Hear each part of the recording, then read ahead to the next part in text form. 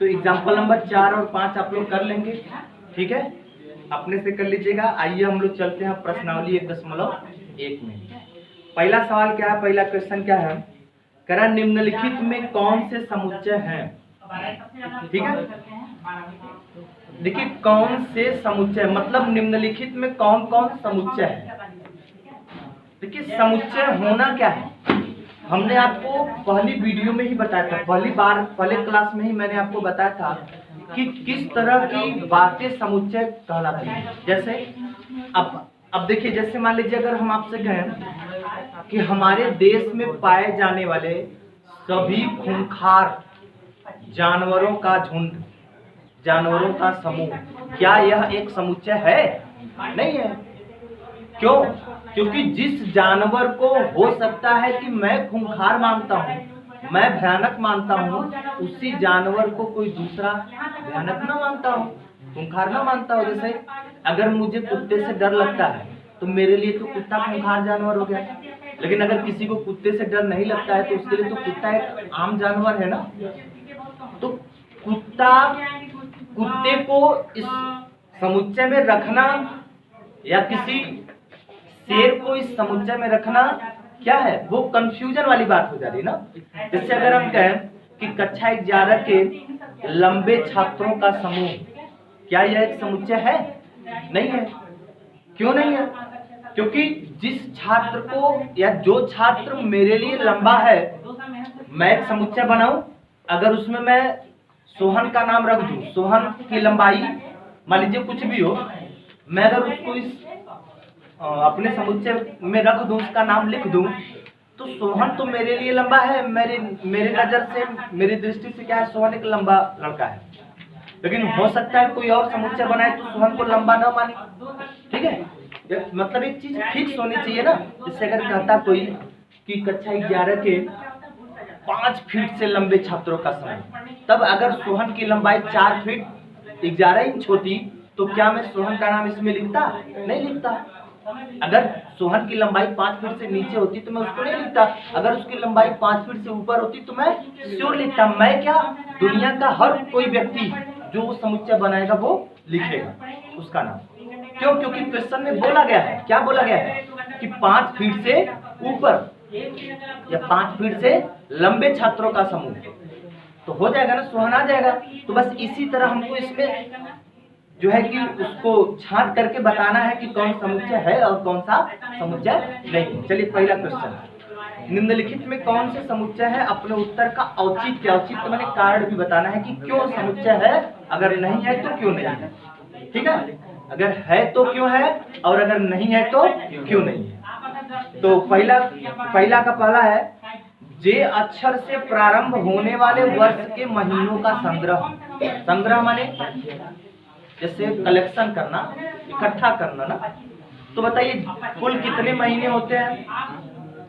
कुल कितने महीने होते हैं? 12 महीने होते हैं। लेकिन उन 12 महीनों में कुछ ऐसे निश्चित महीने हैं जिनका नाम जे अक्षर से शुरू होता है, जैसे जनवरी, जून, जुलाई।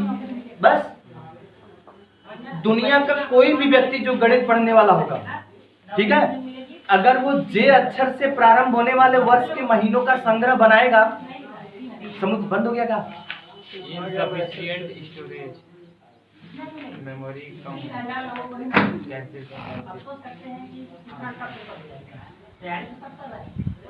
रोक कर और डिलीट कर, मतलब भर गया। तो चल रहा है ना अभी। तो बताइए दुनिया का कोई भी व्यक्ति अगर बनाएगा इस समुच्चय को तो वो जनवरी, जून, जुलाई का नाम लिखेगा कि नहीं?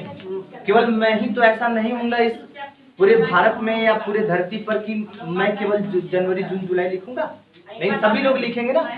कोई भी समुच्चय बनाएगा वर्ष के उन महीनों का समुच्चय जिनका नाम जे अक्षर से शुरू होता है तो वो जनवरी, जून, जुलाई जरूर लिखेगा ना। यही तो यह एक समुच्चय है। सुपरिभाषित है कि नहीं? ये सुस्पष्ट हो रहा है ना, मतलब स्पष्ट हो जा रहा है कि बस जनवरी, जून और जुलाई होंगे, यही। तो चलिए आगे चलते हैं। अच्छा, भारत के 10 सबसे अधिक प्रभावशाली लेखकों का संग्रह, क्या यह समुच्चय है? नहीं है। क्यों? क्योंकि ये स्पष्ट नहीं हो पा रहा है भैया, स्पष्ट नहीं हो पा रहा है। कोई मुंशी प्रेमचंद्र को सबसे प्रभावशाली मानता है, तो कोई रामचंद्र शुक्ल को मानता है, तो कोई महादेवी वर्मा को मानता है, तो कोई हजारी प्रसाद द्विवेदी को मानता है। मतलब क्या है, किसी एक नाम पर पूरे विश्व की एक मत राय हो सकती है? नहीं हो सकती, ठीक है ना। तो चलिए आगे चलते हैं, ये एक समुच्चय नहीं है। अगला तीसरा, विश्व के सर्वश्रेष्ठ 11 बल्लेबाजों का संग्रह, ये भी समुच्चय नहीं है। क्यों? क्योंकि मेरी नजर में MS Dhoni, Virat Kohli, Sachin Tendulkar, Ricky Ponting, बहुत सारे लोग हैं। किसी की नजर में हो सकता है कि धोनी ना पसंद हो, वो धोनी को बहुत विध्वंसक बल्लेबाज न मानता हो, विस्फोटक बल्लेबाज न, वीरेंद्र सहवाग, बहुत सारे ऐसे हैं। अच्छा, अगला है आपकी कक्षा के सभी बालकों का संग्रह, क्या यह समुच्चय है? सभी बालकों का, ये नहीं करा लंबा छोटा बड़ा मोटा नाटा, ऐसा कुछ नहीं करा है, खाली करा आपकी कक्षा के सभी बालकों का संग्रह। तो जितने भी आपके क्लास में जितने भी 10, 5, 20 लोग होंगे, उनका संग्रह, उनका झुंड बनाना है, हो गया काम, समुच्चय है ना। आगे चलते हैं, 100 से कम सभी प्राकृतिक संख्याओं का संग्रह, ये भी समुच्चय है, ये भी स्पष्ट हो जा रहा है। ऐसा तो नहीं है कि 101 हम लिखेंगे इस समुच्चय में, नहीं ना, ये कंफर्म है कि 100 से नीचे जो भी प्राकृतिक संख्याएं होती हैं उनको लिखेंगे, जैसे 1 2 3 4 99, ठीक है। आगे चलिए, लेखक प्रेमचंद्र द्वारा लिखित उपन्यासों का संग्रह, ये भी एक तरह का समुच्चय है। गबन गोदान न, बहुत सारे ऐसे उपन्यास हैं उनके न, हाँ। सभी समपूर्णांकों का संग्रह, ये भी एक तरह का समुच्चय है। फिर उसके बाद है इस अध्याय में आने वाले प्रश्नों का संग्रह, ये भी एक समुच्चय है, वो भी निश्चित है, सुस्पष्ट हो रहा है, सुपरिभाषित है। आगे है विश्व के सबसे अधिक खतरनाक जानवरों का संग्रह, ये समुच्चय नहीं है, अभी मैंने बताया आपको। आगे ये क्वेश्चन नंबर 2 सेकेंड, ठीक है, चल रहा है, चलिए। मान लीजिए a बराबर, क्वेश्चन नंबर 2 का है, मान लीजिए a बराबर 1 2 3 4 5 6 रिक्त स्थानों में उपयुक्त प्रतीक, देखिए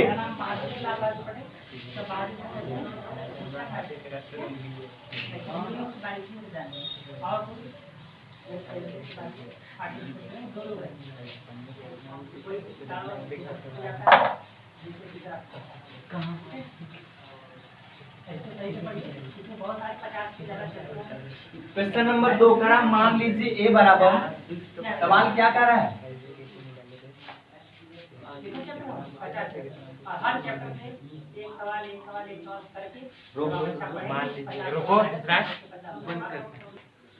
तो चलिए देखते हैं, ये सवाल है आपके सामने।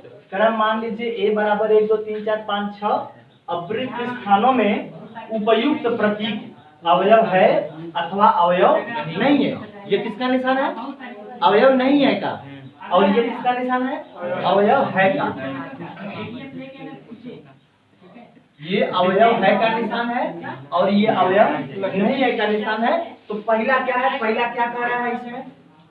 पहला दिया है 5, फिर ऐसे रिक्त स्थान करके ए क्या है यहाँ पर? समुच्चय का नाम है, बस समुच्चय का नाम है। तो बताइए क्या इस 5 समुच्चय का एक अवयव है ना? देखिए इस समुच्चय का अवयव कौन कौन है? 1 2 3 4 5 और 6, ठीक।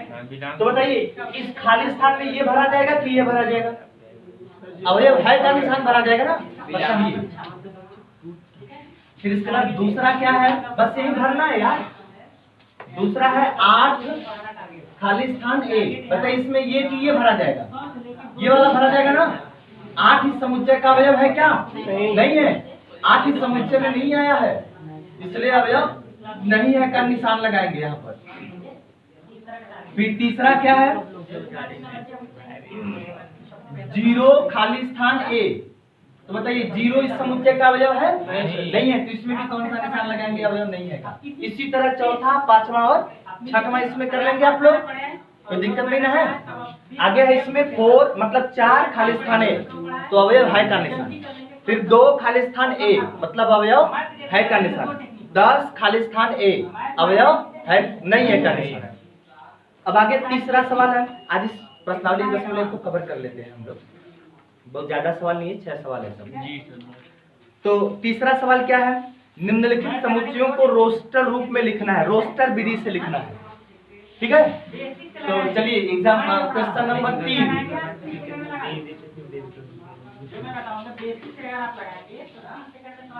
देखिए, जहां नहीं समझ में आएगा वीडियो रोक करके आप लोग दोबारा भी देख सकते हो उसको ना, पीछे करके दोबारा देख सकते हैं, ठीक है, कोई दिक्कत नहीं ना है। तो चलिए देखते हैं एग्जाम पर क्वेश्चन नंबर 3। थर्ड क्वेश्चन क्या है, कह रहा है निम्न समुच्चयों को, निम्न समुच्चयों को किस विधि से लिखना है, हाँ रोस्टर विधि से लिखिए। तो रोस्टर विधि से लिखना है। पहला नंबर क्या है, पहला है समुच्चय A is equal to x such that x एक पूर्णांक है, एक